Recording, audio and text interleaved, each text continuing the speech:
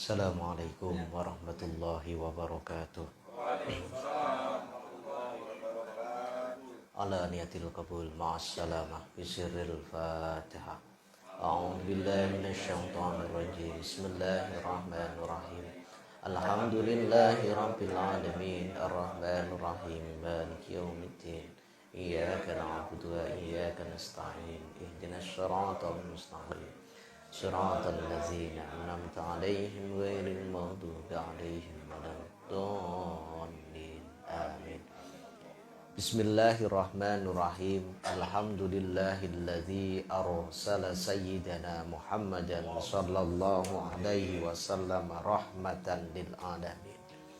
Wa faddalal ulama'a bi iqamati hujajiddin wa akramal awliya bi zuhuril karamatil khawariqil lati hiya min mu'jizati sayyidil mursalin wa khassa man sya'a min atba'ihi birruqiyyi ila darajatil arifin. Wassalatu wassalamu ala sayyidil mursalin Sayyidina Muhammadin wa ala alihi wa sahbihi ajma'in, amma ba'd. Fadilatan nujaba wal kurama, para alim, para ulama, alhamdulillah kita bisa bertemu kembali dalam rangka thalabul ilmi, mencari ridha Allah subhanahu wa ta'ala. Mudah-mudahan kehadiran kita di majelis yang mulia ini Allah ridhai langkah kita, Allah mudahkan segala urusan kita, Allah jadikan putra-putri kita sholih sholihah, Allah mudahkan ziarah Makkah Madinah, dan Allah mengakhiri hidup kita dalam keadaan husnul khotimah. Amin amin ya rabbal alamin. Bismillahirrahmanirrahim. Wa minas suratil lati yuzkaru fiha at-tin, dan di antara surat yang di dalamnya disebut kata at-tin, wahia kulluha makkiyah, keseluruhan ayatnya masuk kategori surat makkiyah. Ayatuha, ayatnya, samanun, ada 8. Wa kalimatuha, dan kalimah-kalimah yang ada di dalam surat at-tin, arba'un wa thalathuna, ada 34. Wa hurufuha, dan huruf-huruf yang ada di dalam surat at-tin, mi'atun wa khamsuna, ada 150 huruf. Nah, dari penjelasan ini kita tahu ulama-ulama dahulu saat mengkaji Al-Quran itu sangat mendalam. Sebelum sampai ke arti dan pemahaman, beliau-beliau ulama-ulama dahulu itu sampai menghitung hurufnya. Jadi jangan dikira orang yang menghitung hurufnya ada berapa tidak berpahala. Tidak. Justru paling banyak pahalanya itu saat kita menghitung hurufnya. Contoh wattini, wawu, alif, lam, dihitung. Membaca satu huruf aja mendapatkan 10 kebaikan, apalagi kalau kita mau menghitung, mengkalkulasi betapa Allah sayang kepada makhluknya. Nah, di dalam surat At-Tin ini Allah banyak menjelaskan tentang beberapa keistimewaan. Yang pertama adalah At-Tin, buah tin. Yang kedua az-zaitun. Kita sering mendengar zaitun, minyak zaitun. Tapi ada beberapa penafsiran, maksud dari at-tin dan az-zaitun itu tempat tumbuhnya buah tin dan buah zaitun. Karena kalau kita teliti di ayat pertama sampai ayat ketiga, Allah bersumpah. Ketika Allah bersumpah mengenai waktu, mengenai tempat, ini menunjukkan tempat tersebut memiliki beberapa keistimewaan. Ataupun waktu-waktu yang Allah sumpah, ini ada banyak keistimewaan. Misalnya, wadduha, demi waktu duha. Wal fajri, demi waktu fajar. Wal laili, demi waktu malam. Kenapa Allah sumpah dengan berkaitan dengan waktu? Ini menegaskan bahwa Allah sengaja memberikan nasihat penting kepada manusia agar mampu menggunakan waktu-waktu tersebut. Yang kedua, Allah bersumpah berkaitan dengan tempat. Nah, maka tadi sempat saya singgung, wattini, ada mufassir yang menjelaskan yang buah atin dan buah zaitun. Waturi sinin, dan Allah bersumpah terkait gunung Tursina atau bukit Sinai. Kenapa dengan bukit Tursina? Karena di tempat tersebut Nabi Musa alaihissalam berkomunikasi langsung dengan Allah Subhanahu wa ta'ala.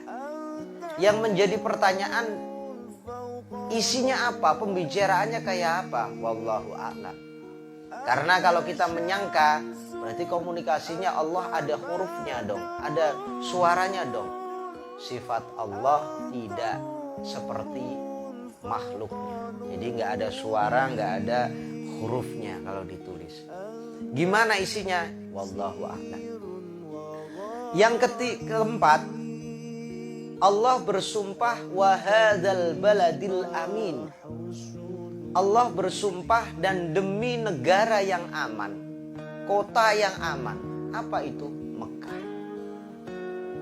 Ini menegaskan 4 hal ini ternyata kalau kita teliti, Bukit Tursina ini mewakili Nabi Musa, Makkah ini mewakili Nabi Muhammad sallallahu alaihi wasallam. Begitu juga Atin dan Zaitun ini berkaitan dengan Nabi Isa alaihi salam. Jadi kalau kita teliti secara mendalam, Allah mencoba mengingatkan umat Islam akan tempat-tempat bersejarah. Ini yang menjadi patokan, khususnya orang NU harus merawat tradisi, terutama peninggalan-peninggalan sejarah. Ini penting kita rawat. Al-Quran sendiri mengingatkan pentingnya akan sejarah. Bahkan Allah mengingatkan wahadal baladil amin di akhir surat Al-Ankabut, awalam yarau anna ja'alna haraman amina.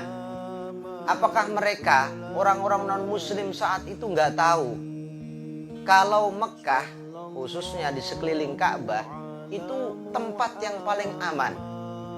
Padahal wa yutakhattafun nasu min haulihim, sekelilingnya itu banyak orang-orang yang jahat, banyak perampok, banyak sarang begal lah sekelilingnya. Tapi kenapa di Baitullah, khususnya sekitar Ka'bah ini, orang yang memasukinya pasti selamat? Ini menegaskan betapa Allah mengistimewakan tempat, bukan syirik, tidak. Bahkan kalau kita belajar yang namanya sahabat Umar bin Khattab, ini orangnya sangat kritis. Seumpama Umar bin Khattab tidak melihat Nabi, gampangannya kenapa sih Nabi sampai mencium Hajar Aswad? Nah, ini sampai bertanya-tanya. Seumpama Nabi tidak melakukan, saya nggak akan ikut-ikutan mencium Hajar Aswad. Nah, tapi sahabat Umar ini menghormati Nabi saja mencium Hajar Aswad, beliau ini mengikutinya. Ini menegaskan bahwa ajaran-ajaran agama Islam ini ada yang bisa dicerna, bisa dilogika, dan ada yang sifatnya ta'abbudi, tidak bisa dilogika manusia. Misalnya, kenapa kalau kita kentut, yang diwudu, yang dibasuh itu mukanya? Seharusnya yang dibasuh adalah tempat keluarnya. Nah, ini namanya ta'abbudi. Jadi kalau kita memahami ajaran-ajaran agama itu ada yang bersifat doktrin, gak bisa diganggu gugat, gak bisa dianalogi. Yang tahu hanya Allah. Tinggal tugas manusia adalah memahami ajaran-ajaran agama yang ada tujuan, yang bisa dilogika. Misalnya, Sholat. Kenapa sih Allah memerintahkan sholat? Kita sudah ngerti syarat rukunnya, yang batalin sholat itu apa. Tapi kadangkala kita lupa memahami tujuan dari sholat. Bahkan Imam Asy-Syatibi di dalam kitab Al-Muwafaqat, nah ini kalau dicari kitab usul fikih, di dalamnya beliau menjelaskan al-maqasid arwahul a'mal. Jadi yang namanya tujuan pokok suatu amalan ini menjadi ruhnya. Ibarat orang ibadah, ketika tidak ada ruhnya, jadi kurang mengena ajaran tersebut. Jadi kita sholat ya harus ngerti ruhnya sholat itu apa. Di antaranya adalah sholat, tujuan utama yang pertama adalah lizikri, untuk mengingat Allah Subhanahu. Walaupun dalam prosesnya setelah Allahu Akbar yang diingat bukannya Allah, tapi yang diingat adalah kolak. Lagi mangan kolak ono kucing. Yang penting kita sudah fokus Allahu Akbar, mencoba ingat. Walaupun ingat kolak, gorengannya tadi masih ada apa enggak? Kopi saya tadi diminum orang apa ora ya? Ini penting. Tujuan yang kedua, tanha anil fahsya'i wal munkar. Jadi sholat mengajari manusia agar mampu mencegah hal-hal yang keji, hal-hal yang kurang etis, hal-hal yang kurang baik, maupun hal yang mungkar. Jadi kalau ada orang yang sholat, habis sholat, nah berarti sholatnya perlu dievaluasi. Ilmu gampangnya ngono. Nah, ini tolok ukure sholat ape opo orane. Kita lihat efek dari sholat tersebut. Nah, kembali lagi ke pokok permasalahan, kenapa Allah Subhanahu wa ta'ala bersumpah berkaitan waktu dan tempat. Tidak lain adalah mengingatkan manusia agar sadar keagungan Allah Subhanahu wa ta'ala maha luas. Di samping tempat dan waktu, Allah mengingatkan, melebihkan kepada hamba-hambanya yang dipilih. Di antaranya adalah Nabi Muhammad sallallahu alaihi wasallam. Beliau ini sebagai imamul anbiya wal mursalin, pemimpin para nabi dan pemimpin para rasul. Hal tersebut diakui oleh Allah langsung. Innaka la'ala khuluqin azim. Sungguh engkau wahai Nabi seseorang yang memiliki akhlak, memiliki perilaku yang sangat terpuji. Allah saja muji. Kita sebagai umatnya ya harus sadar bahwa Nabi kita itu orang yang terbaik. Di antaranya adalah membaca sholawat. Lebih